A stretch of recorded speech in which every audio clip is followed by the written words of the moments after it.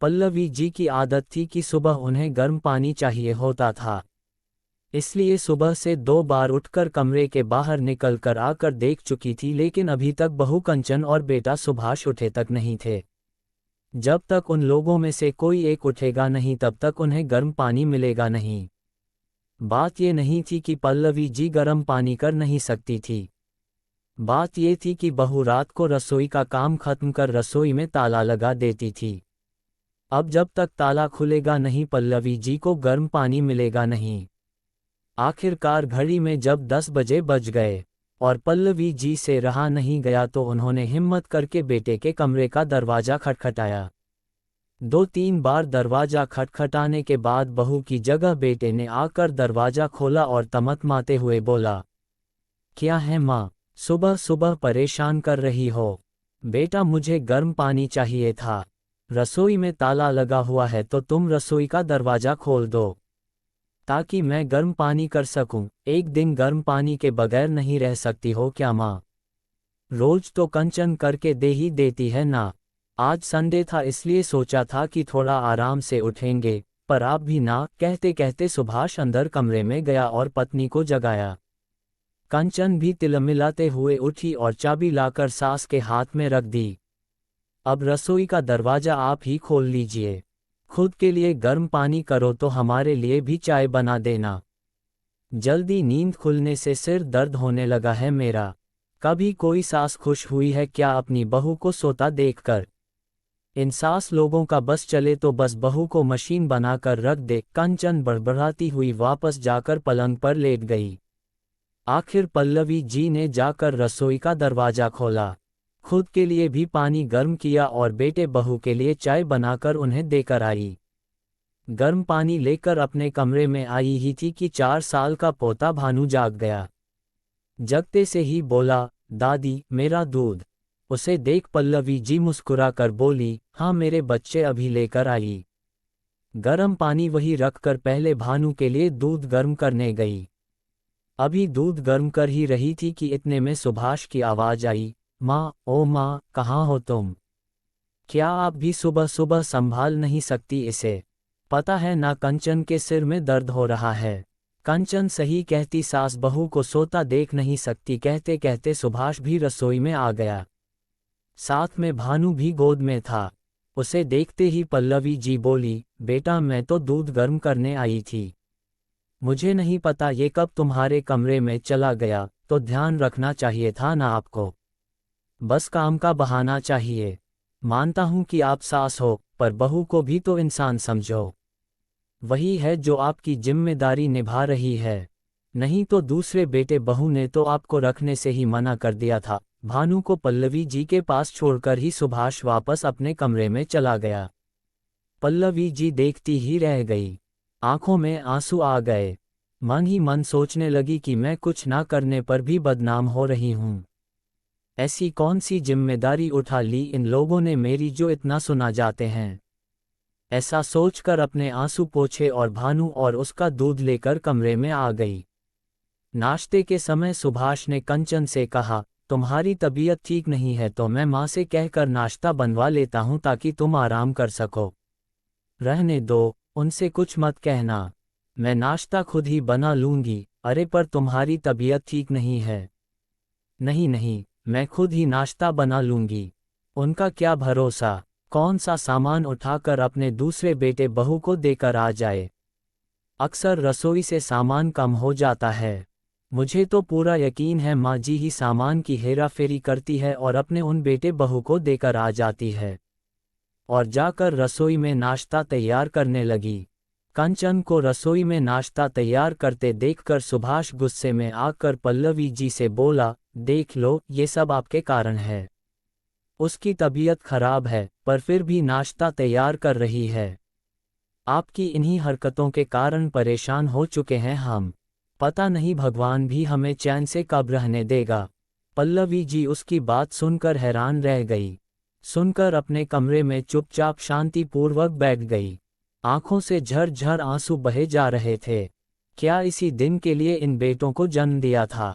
जब शादी के 10 साल बाद मंदिर माथा टेकने के बाद 2 जुड़वा बेटे हुए तो कितने खुश हुए थे। घर में सब लोग, यार दोस्त रिश्तेदार, सब लोगों ने कितनी बधाइयाँ दी थी।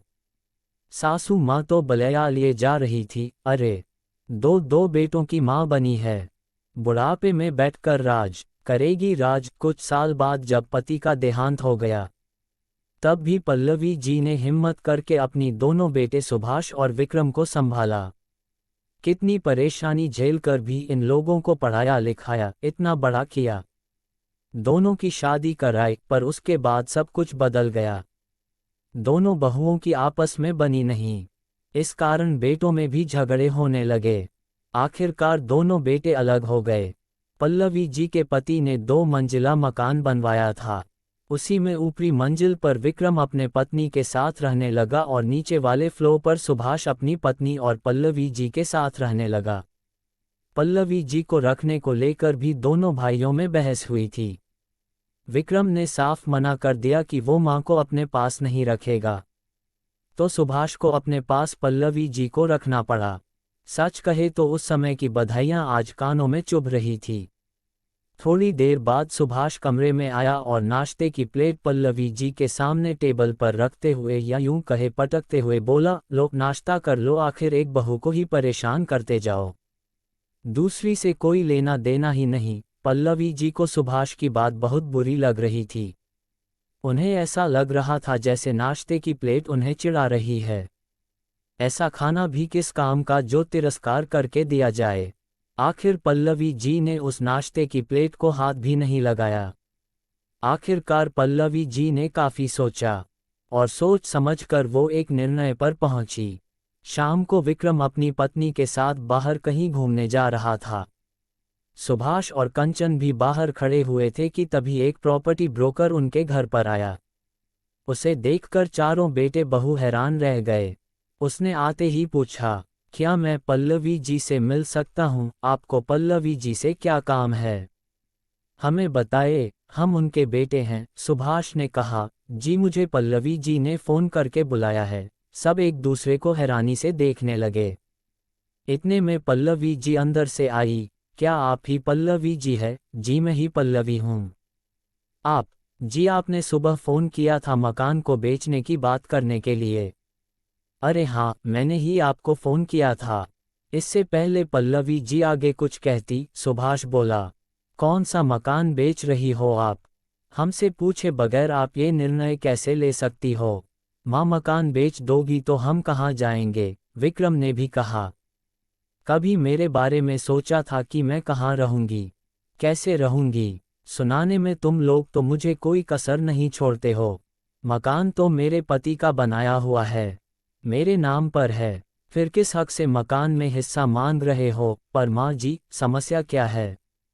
मकान को बेच दोगी तो आप उन पैसों का करोगी क्या? कंचन ने कहा, सोच रही हूँ कि वापस गांव चली जाऊं, जहां से जिंदगी की शुरुआत हुई थी, वहीं जाकर अपनी जिंदगी के अंतिम दिन देखूं।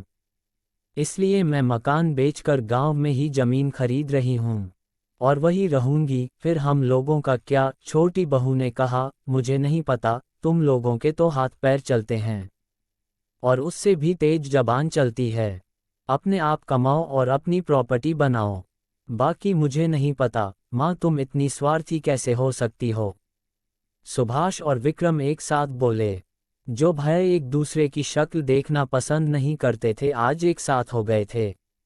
माँ को महानता का चोला मत पहनाओ।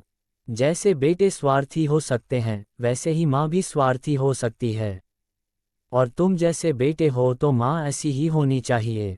मैं यह मकान बेच रही हूँ और यह मेरा अंतिम निर्णय है। तुम लोग अपना बंदोबस्त देख लो, कहकर पल्लवी जी उस ब्रोकर को मकान दिखाने चल दी। कुछ महीने बाद वो मकान बिक गया और पल्लवी जी गांव में एक मकान लेकर वहीं रहने लगी। फ्री टाइम वहां बच्चों को पढ़ाती थी और गांव के शांत वातावरण में अपनी जिंदगी जीती थी। अब उनको किसी की जली कटी और तिरस्कार भरा भोजन नहीं खाना पड़ेगा। यहाँ वो अपनी मर्जी से रहती थी और वो पल्लवी जी बहुत खुश थी, क्योंकि यहाँ कोई रसोई में ताला नहीं लगता, वो खुद की मालिक थी।